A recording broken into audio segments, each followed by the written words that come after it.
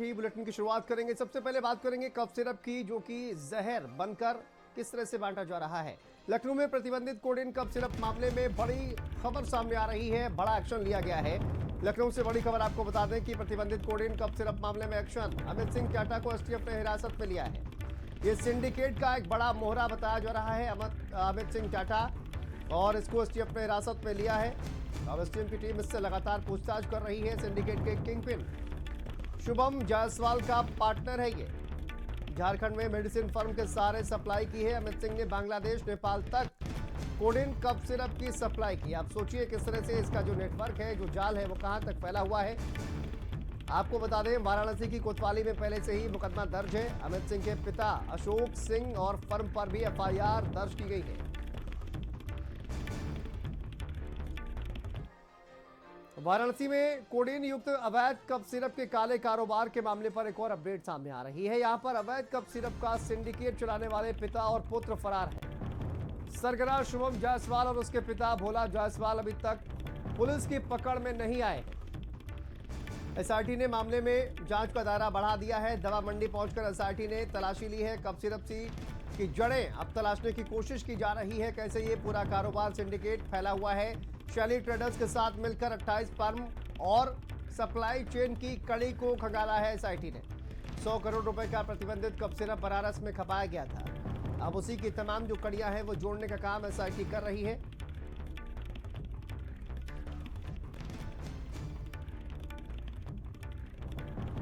देखिए, अजय राय की ओर से भी इस पूरे मामले में ड्रग अधिकारी नरेश मोहन दीपक पर आरोप लगाया गया है कि किस तरह से उनके रहते हुए ये कफ सिरप को खपाया गया।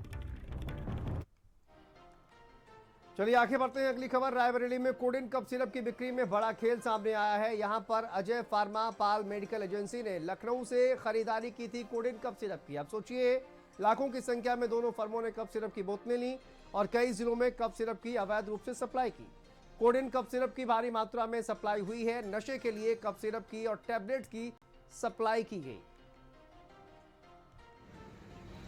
उत्तर प्रदेश के कई जनपदों में देखा गया कि कोविडा कफ सिरप व जो नारकोटिक्स टैबलेट है उनकी सप्लाई भारी मात्रा में की गई और उसकी जांच पड़ताल में पाया गया कि उस पर कोई भी जो है बिल सही मात्रा में जो एजेंसियां हैं, जो फर्म है, उनके द्वारा उपलब्ध नहीं कराएगा। उसी के तहत रायबरेली के जो अजय फार्मा है कल्लू कपुरवा में, उस पर भी जो है भारी मात्रा में यानी 5 से 6 लाख जो है कफ सिरप यहाँ पर लाई गई थी। समय आप देखते हैं अजय फार्मा में मौजूद है। इसके अलावा अगर बात की जाए तो जो है अजय फार्मा के द्वारा मेडिकल हाउस को जो है भारी मात्रा में कफ सिरप जो है सप्लाई की गई थी, जिसके बाद से जो कफ सिरप जो सप्लाई की गई थी उसके बाद से जो है मेडिसिन हाउस के जो संचालक है प्रियांशु गौतम, वो फरार बताए जा रहे हैं। इसके साथ ही साथ आपको बता दें कि पाल मेडिकल एजेंसी के द्वारा भी भारी मात्रा में जो है कफ सिरप के साथ साथ जो नारकोटिक्स टैबलेट है वो भी लाया गया था। अगर तथ्य सामने पाए जाते हैं तो जो फर्म संचालक है उनके विरुद्ध कठोर से कठोर कार्रवाई भी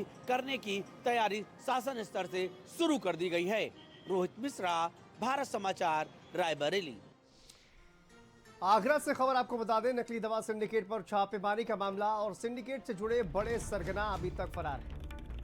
सोचिए, नकली दवा सिंडिकेट के जो तमाम बड़े सरगना हैं अभी तक फरार बताए जा रहे हैं। दवा व्यापारी सलाखों के पीछे मास्टरमाइंड फरार बताया जा रहा है, अभी तक पुलिस की पकड़ में नहीं आया है। दवा बाजार में 22 अगस्त को हुई थी छापेमारी और नकली की आशंका पर 71 करोड़ रुपए की दवाएं सीज की गई थी। दवाओं की जांच को 30 से अधिक सैंपल लिए गए थे। फर्जी बिल से नकली दवाएं बेचने का आरोप था। आगरा, बरेली, मुजफ्फरनगर, अलीगढ़ में ये दवाएं खपाई गई। छापेमारी के बाद दवा कंपनियों ने भी दावा किया था कि फर्मों में मिली दवाएं असली नहीं है, फैक्ट्री में नहीं बनी है। छापेमारी के बाद 4 दवा व्यापारी गिरफ्तार किए गए थे और दवा व्यापारी 1 करोड़ रुपए रिश्वत देने में गिरफ्तार किया गया था। 30 के सैंपल जांच में से एक भी रिपोर्ट अभी तक नहीं आई है। एक की रिपोर्ट अभी तक नहीं आई है। दवा सिंडिकेट के गिरफ्तार व्यापारी अभी भी जेल में है, लेकिन मास्टरमाइंड फरार है।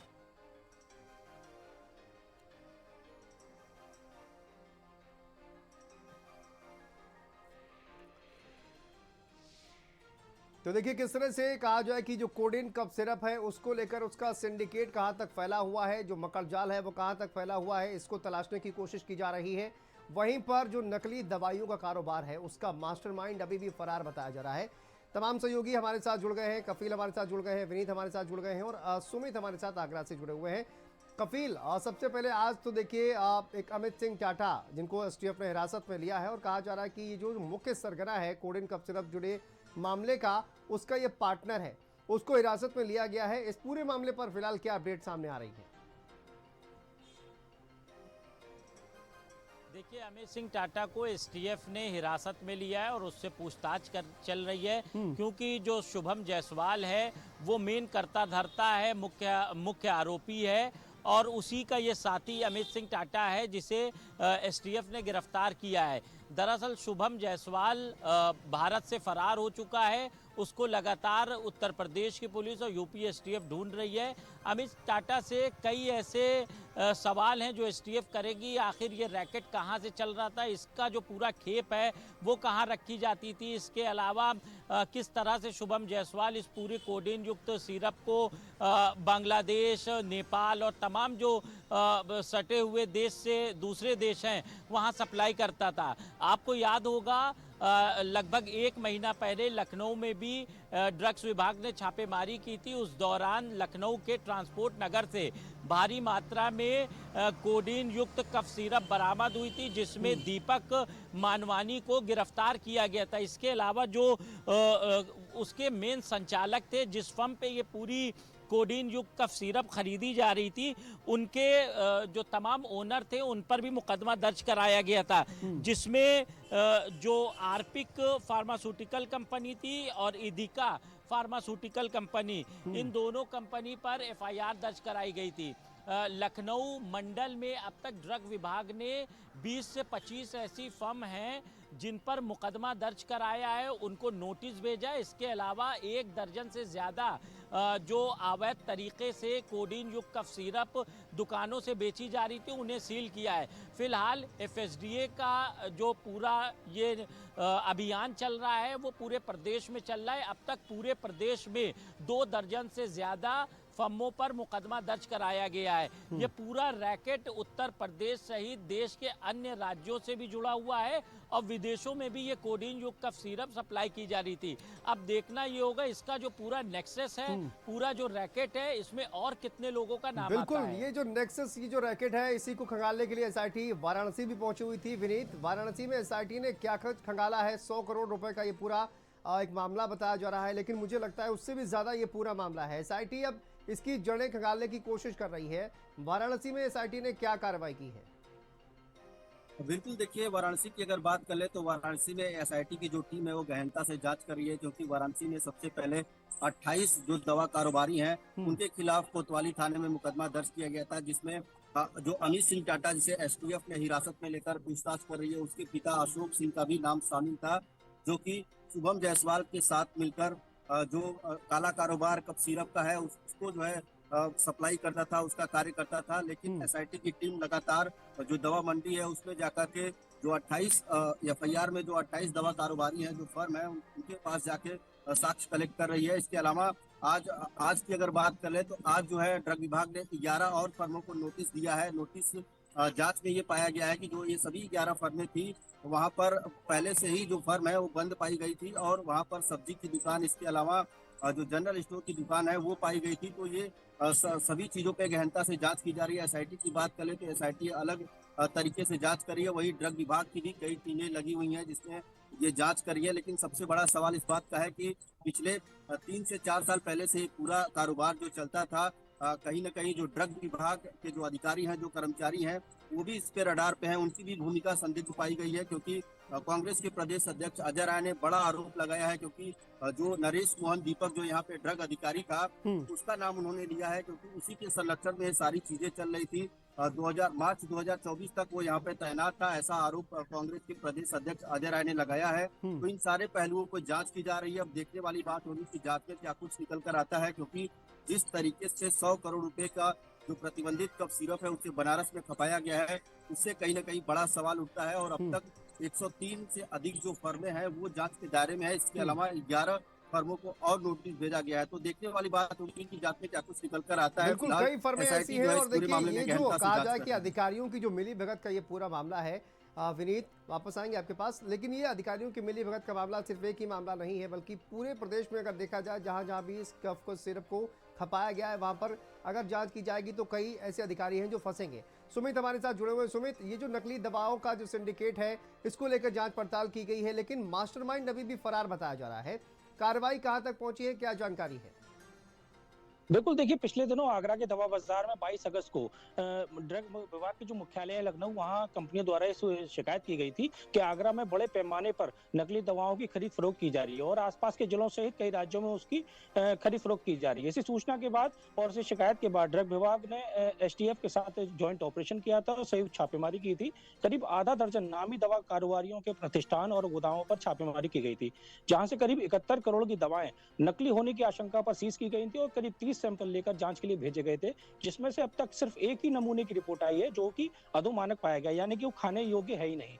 बाकी 19 नमूनों की रिपोर्ट आना बाकी है, क्योंकि हर पैरामीटर पर ड्रग विभाग उसकी जांच करा रहा है इसलिए। लेकिन जो कंपनियां हैं, दवा निर्माता कंपनियां, उन्होंने पहले ही ये दावा कर दिया था कि जो दवाएं यहाँ से बरामद हुई हैं वो नकली हैं, पौंडीचेरी से बनाकर आगरा खपाई जा रही थी और आगरा सहित आसपास के जिलों में इनकी खरीद फरोख्त की जा रही थी। लेकिन इस पूरे सिंडिकेट में सबसे बड़ी बात यह है कि जो असली मास्टरमाइंड थे उनको अब तक ना एसटीएफ पकड़ पाई, ना पुलिस पकड़ पाई, ना ड्रग विभाग उन तक पहुंच पाया। और सबसे बड़ी बात इसमें ये भी है कि इस पूरी जो छापेमारी को जो 30 से ज्यादा जो सैंपल्स भेजे गए थे, उन सैंपल्स की रिपोर्ट क्या सामने आई है और उसकी जांच में क्या खुलासा हुआ है?